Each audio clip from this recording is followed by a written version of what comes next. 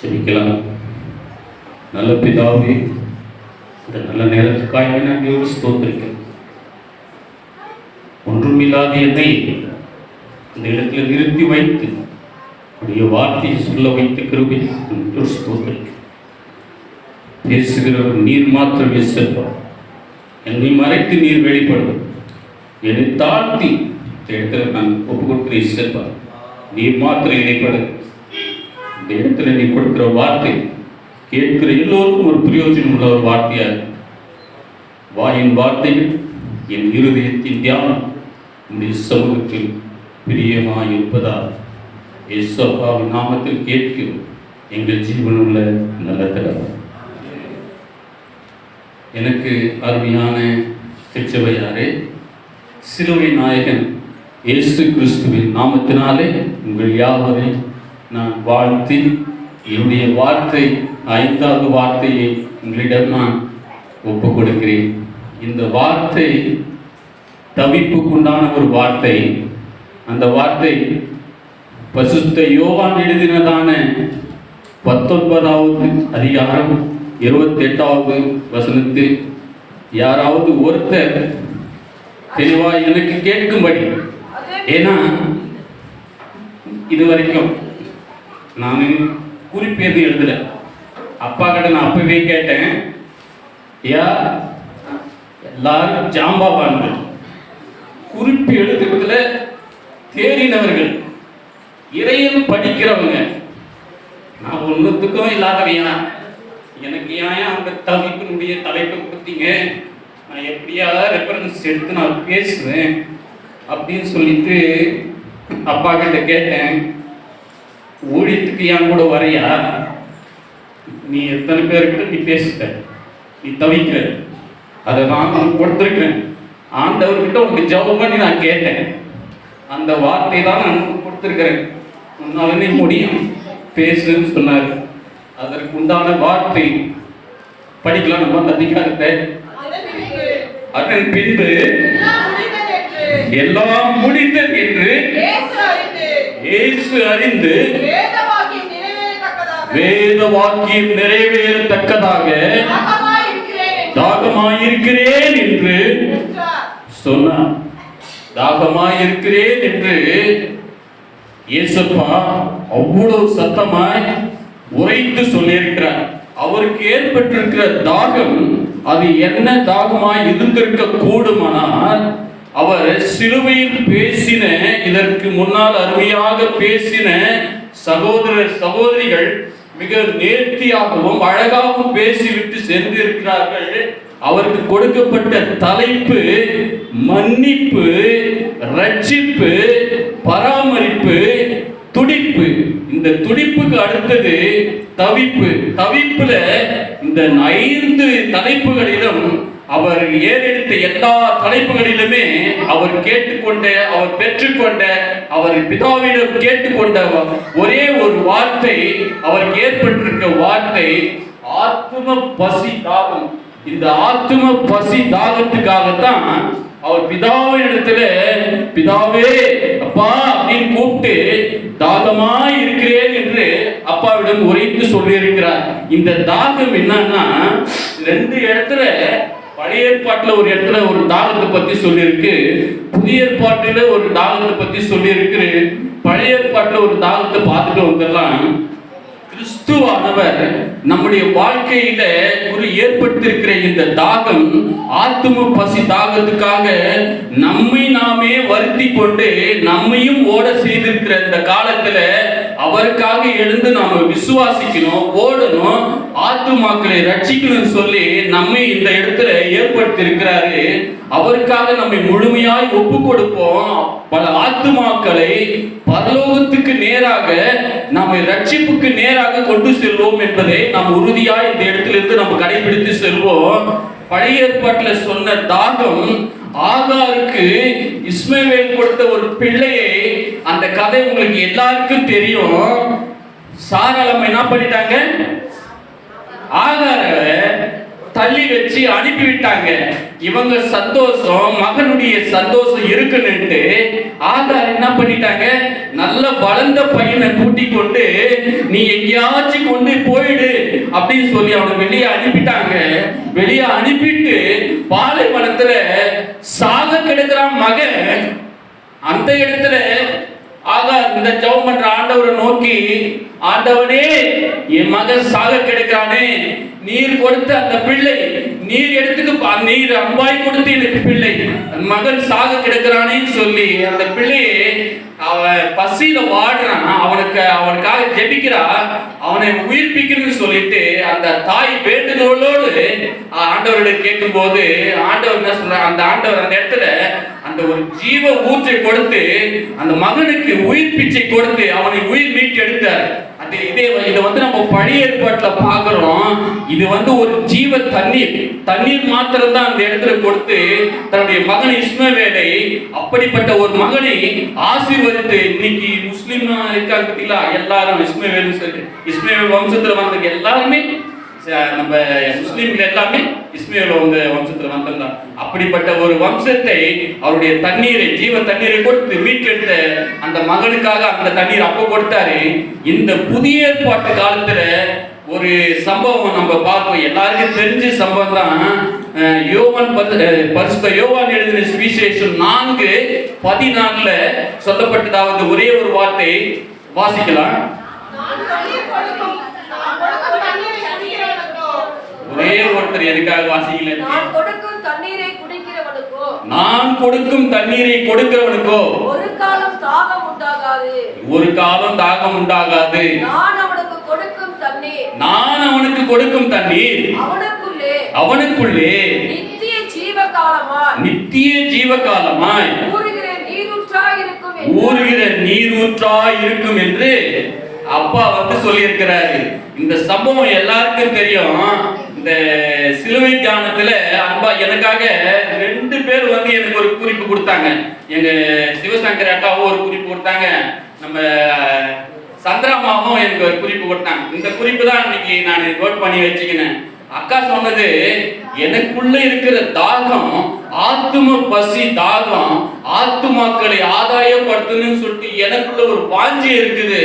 ஆனாலும் எனக்கு பலவீனம், என்னை படுத்துது பாஸ்டர், எனக்கு பசங்க, எனக்கு பிள்ளைங்க, கணவர் அப்படின்னு சொல்லிட்டு அக்கா சொல்லியிருந்தாங்க. அக்கா கிட்ட நான் சொல்றேன், அக்கா எனக்கு ஒருவன் ஊழியம் செய்தால் அதிக நன்மை பிதாவினிடத்தில் நம்ம பெறுவோம் என்பதை அப்பா நமக்கு குறிப்பிட்டிருக்காரு. அதன்படி எல்லாரும் நம்ம ஆசைப்படலாம், ஓடுவோம், ஆத்மாவை சம்பாதிக்கலாம், அப்பாவுக்காக ஒரு சாட்சியா நிக்கலாம். நாங்களும் ஒரு 7 பேரா ஒரு டீமா எங்களை வந்து உருவாக்குனாரு பாஸ்டர் அப்பா கூட. எங்க ஒரு ஊழியத்துக்கு நம்ம பியூலா சிஸ்டர் வந்து அன்னைக்கு 2 படகை பத்தி சொன்னாங்க. அந்த 2 படகுலையுமே சாதாரண மீன் பிடிக்கிற படகா இருந்து சொல்லிட்டு போயிட்டாங்க. ஆனா நாங்க அதை எடுத்துக்கிட்டது எப்படி தெரியல, என்னோட காரியம் அண்ணனோட காரியம் தான், நீங்கள் படகை நாங்க யோசித்துட்டோம், எங்க படகை வச்சு எங்க ஊழியத்துக்கு அங்க பயன்படுத்திட்டு இருக்கிறாருன்னு சொல்லிட்டு அப்படி ஒரு படகை நாங்க கொடுத்துருக்கோம். ஊழியத்துக்காக, ஆத்மாவை சம்பாதிக்கிறதுக்காக நாங்க அந்த படகை பிரிச்சு கொடுத்துருக்கிறோம்.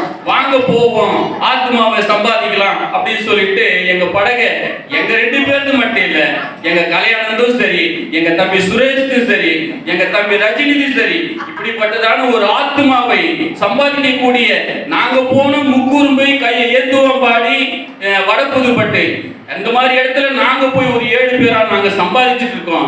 என்னுடைய தம்பி சுரேஷும் சரி, கஸ்பா பகுதியில பல பேர் குடும்பத்தை அழிந்து போய் மரணத்தை நோக்கி ஓடி கொண்டு இருக்கிற அந்த குடும்பங்களை எல்லாம் அவங்க கண்டுபிடித்து ஆத்துமாக்களை ஆதாயப்படுத்தணும்னு சொல்லி அவங்களும் ஓடிக்கிட்டு இருக்காங்க, பிரயாசப்படுறாங்க. இப்படிப்பட்ட ஒரு வாழ்க்கை நாமளும் வாழணும்.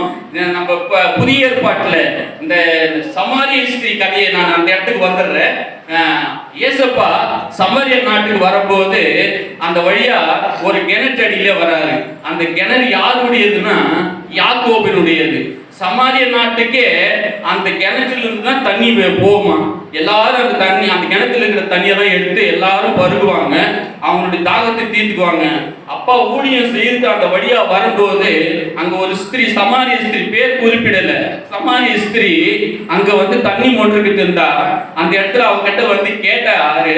கேட்ட மாத்திரம் அவர் தோற்றத்தை பார்த்துட்டு அவ கண்டுபிடிச்சிக்கினா, நீ ஒரு யூதராச்சே, நான் எப்படி உங்களோட கலக்கிறது அப்படின்னு சொல்லிட்டு அந்த ஸ்திரீ சொல்லும் போது, நீ யாருக்கிட்ட கேட்கிற, யாருக்கிட்ட நீ தண்ணி கொடுக்கறன்றத நீ புரிஞ்சிக்காம நீ பேசுறமா, நீ எனக்கு தாகத்துக்கு கொடுன்ற, அப்படி இல்லைன்னா நான் கொடுக்கிற தாகம் உனக்கு தாகமே எடுக்காத ஒரு தண்ணீரை நான் உனக்கு கொடுப்பேமா அப்படின்னு சொல்லிட்டு அப்பா சொன்ன போது அவரு அப்படிப்பட்ட தாகமா இருந்துச்சுங்கன்னா எனக்கு கொடுங்க அப்படின்னு அந்த சகோதரி கேட்கும்போது, அப்படின்னா நீ போய் உன்னுடைய வீட்டுக்கார கூட்டிடுவான் அப்படின்னு சொல்லிட்டு ஏசப்பா வந்து சொல்லும் போது அவன் உண்மையா அந்த இடத்துல பாக்குறாரு. ஏசப்பா உண்மையை பார்த்து எனக்கு புருஷன் இல்லையே அப்படின்னு சொல்லிட்டு அந்த சகோதரி சொன்ன போது அப்பா வந்து, நீ உண்மையை பேசுன, உனக்கு கணவன் இல்லைதான், ஆனாலும் உனக்கு முன்னாடி 5 கணவர் இருந்தாங்க, இப்போ நீ 6ஆவது ஒருத்தன் கூட இருக்கிற அப்படின்றத மென்ஷன் பண்ணி அந்த இடத்துல சொன்னதுனால என்னுடைய காரியமெல்லாம் இவர் சொல்றாரே, இவர் மேசியாவாகத்தான் இருக்கணும்னு சொல்லி அந்த இடத்துல அவளை வந்து அந்த இடத்துல ஒப்பு கொடுக்கிறா.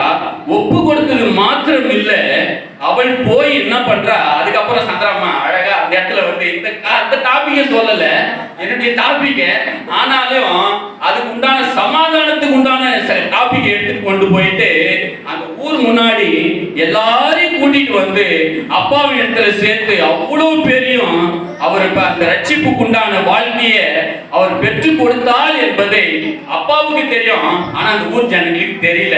அப்படிப்பட்ட ஒரு வாழ்க்கையை வாழ நம்மளையும் ஒப்பு கொடுக்கலாம்.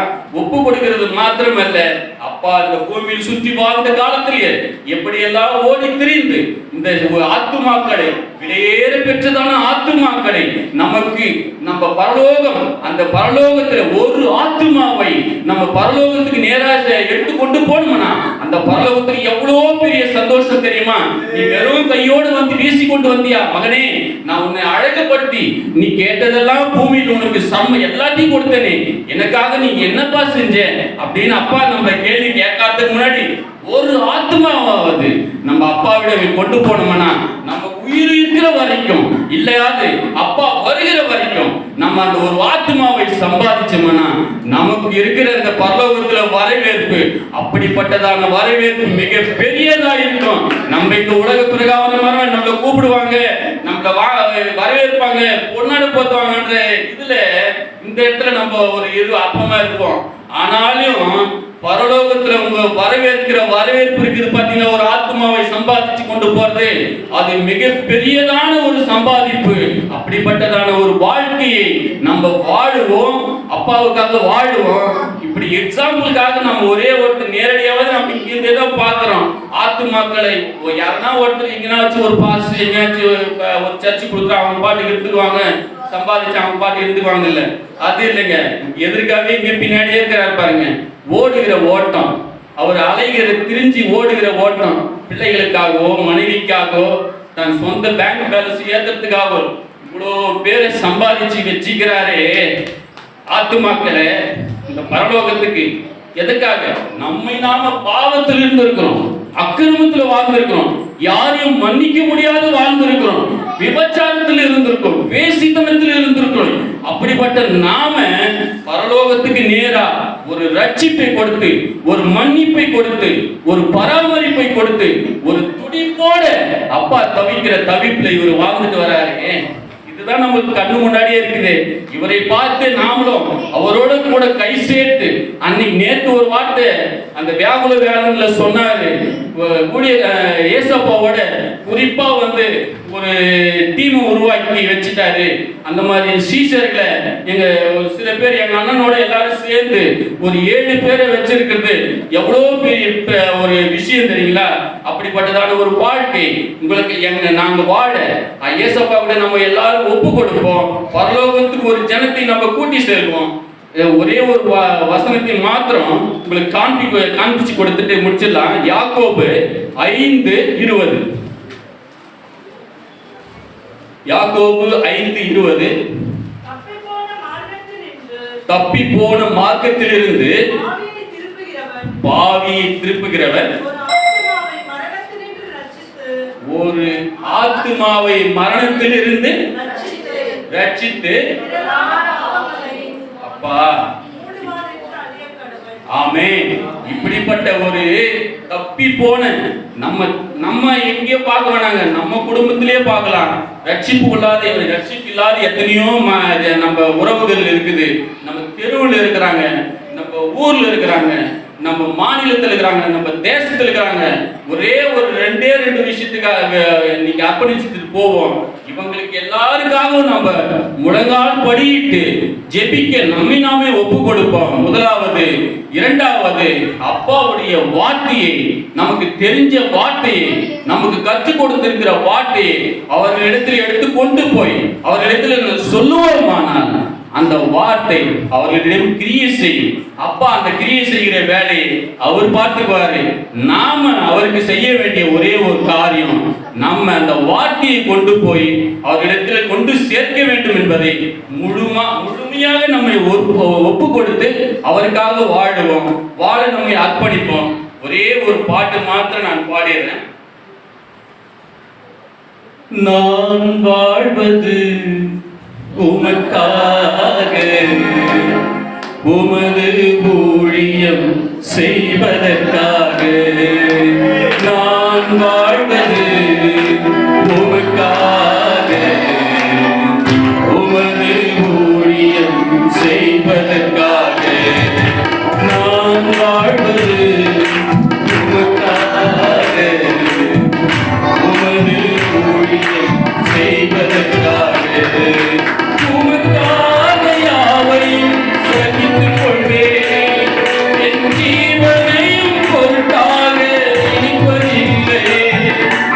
உமக்காக யாவையும் சகித்துக் கொள்வேன், என் ஜீவனையும் பொருட்டாக இனிப்பதில்லை.